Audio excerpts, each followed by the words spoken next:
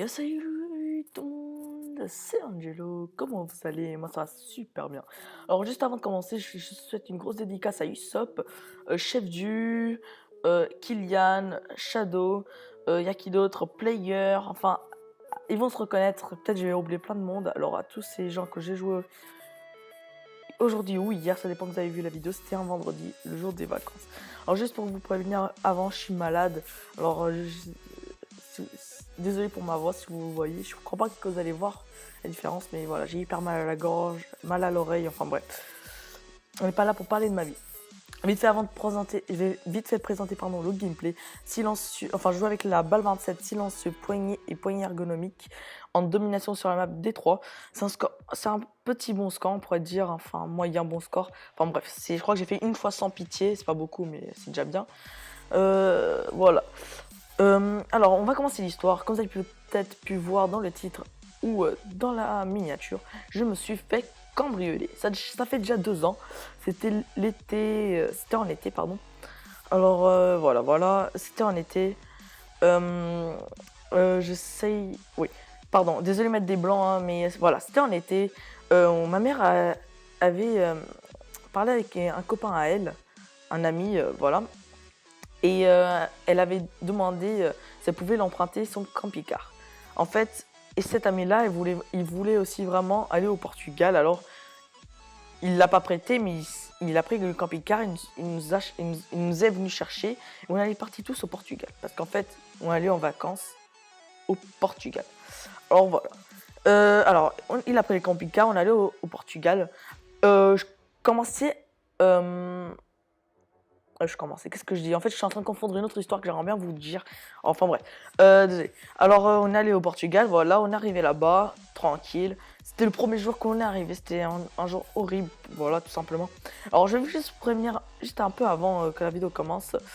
Alors, en fait, le truc, c'est que j'avais un sac pack. Et dans ce sac pack, c'était mon sac de cours.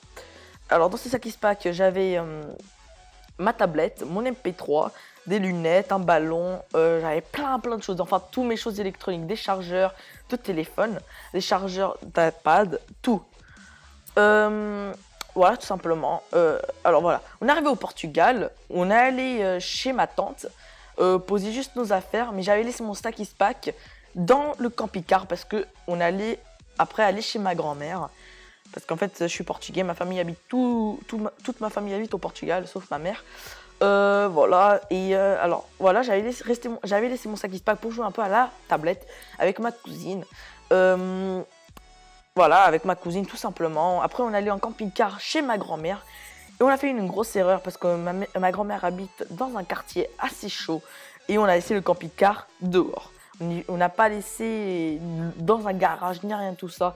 On l'a laissé dehors, devant les SDR, devant les racailles, devant tout ça. Enfin bref.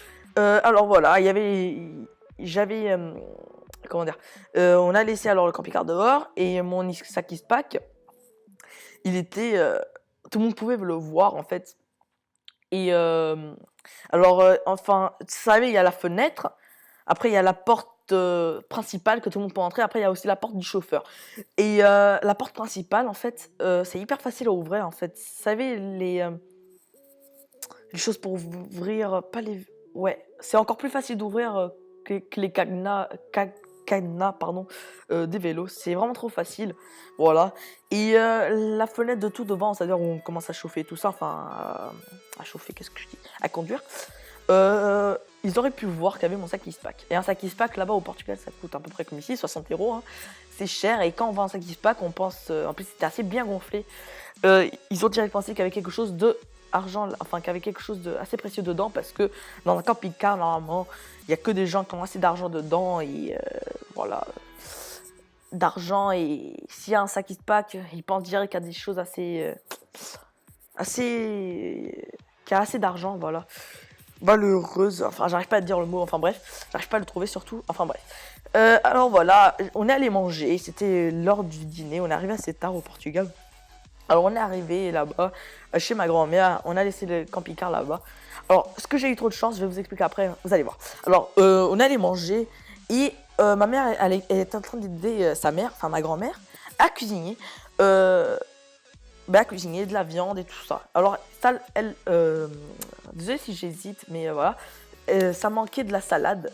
Elle avait tout, mais sauf de la salade. Et nous, dans le camping-car, on avait de la salade. Voilà, tout simplement, on avait de la salade. Et elle m'avait demandé, avec ma cousine et moi, aller chercher la salade au camping-car. Alors, on est allé au camping-car, et là, j'ai eu vraiment très chaud. Heureusement que les voleurs, ils n'étaient pas dans le camping-car, sinon il aurait pu se passer une chose très très grave. Voilà. Alors, je suis allé au camping-car, on a ouvert la porte tout simplement, il n'y avait rien du tout, il n'y avait pas de vêtements partout, ni rien, tout ça. Le sac, il est toujours là-bas, il était parfait, enfin, il n'était pas ouvert, tout ça. On s'était pas encore fait cambrioler. Alors voilà, on est allé chercher de la salade, ma mère m'avait dit où c'était.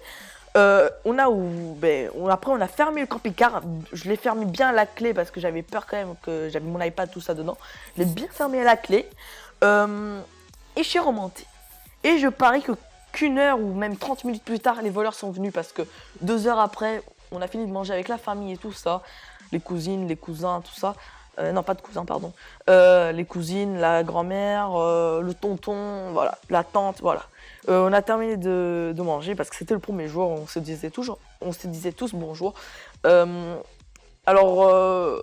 Voilà, après on est allé chez ma tante parce qu'on dort chez ma tante, parce que chez ma grand-mère, moi je dors pas tout seul parce qu'après mon tonton il commence à travailler à 3h du matin, il est pâtissier, pardon, pour info.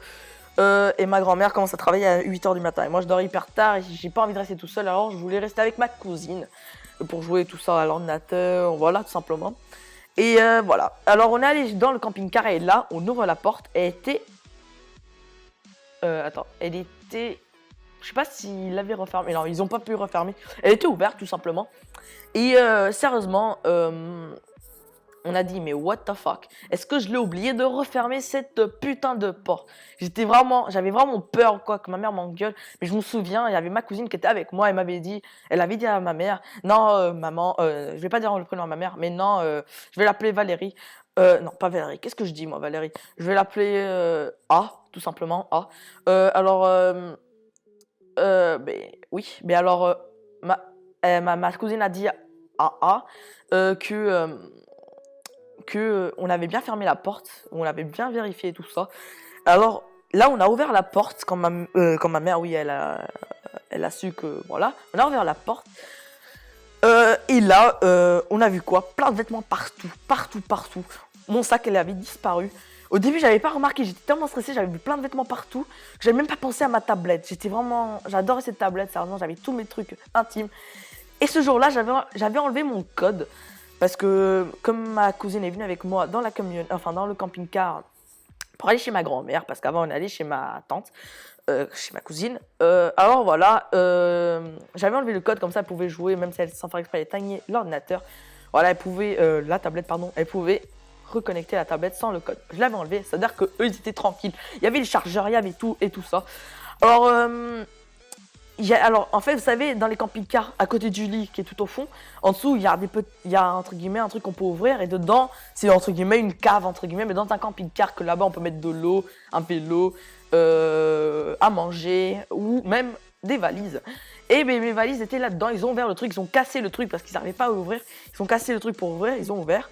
Et là, ils regardent dedans, il y avait les valises, ils regardaient s'il y avait des choses précieuses dedans.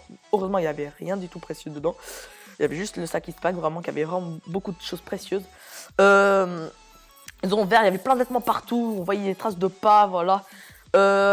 Et je crois que c'est... Ouais, mais attends, oui, je crois que c'était ça, oui, ben oui. Il y avait des traces de pas, tout ça, et après j'ai remarqué qu'il manquait mon sac parce que je voulais aller sur ma tablette pour la chercher et tout ça. Voilà.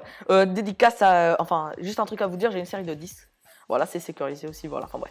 Série de 10, sans pitié. Je crois que ça s'est passé aussi une avant, mais je l'ai oublié, enfin bref. Voilà, après, on a appelé la police. Ma mère était en train de pleurer parce que, voilà, on n'est pas riche, hein, on est dans la classe moyenne, hein, voilà. On n'est pas riche. On avait bien économisé pour acheter l'iPad, c'est quand même 700 €, hein. 600 €, pardon. Et voilà, on a économisé. Ma mère pleurait parce qu'elle a dit, on est juste de l'avoir, enfin. Ça fait déjà un an qu'on l'avait, pour moi c'est juste de l'avoir, voilà. Ma mère était vraiment triste, on a appelé la police et la police a appelé Après, non, après on est allé chez... C'était le même jour, hein. Ce jour-là, c'était horrible, c'était le premier jour, tout s'est mal passé. Alors, on est allé chez le commissariat, on va appeler ça le commissariat. Ils nous ont demandé des questions, tout ça. Ma mère a dit tout ce qui s'est passé. Il est en train d'écrire, voilà. À la fin, ils nous ont donné une feuille, comme Cyprien, il a dit, il s'est fait voler son portable, ils ont donné une feuille, tout simplement. Et ils ont dit que le jour suivant, il y avait la police qui allait appeler ma mère pour que les gens, vous savez, les scientifiques là, qui cherchent les empreintes et tout ça, que ces gens-là, je sais pas comment on l'appelle, mais je vais les appeler les scientifiques, que les scientifiques allaient venir dans le camping-car pour voir s'il y avait des empreintes. Alors, ma mère, elle a dit ok. Alors ça, c'était le jour suivant maintenant. Alors, ils ont appelé ma mère. Oui, ils ont appelé ma mère, oui. Ils ont appelé ma mère.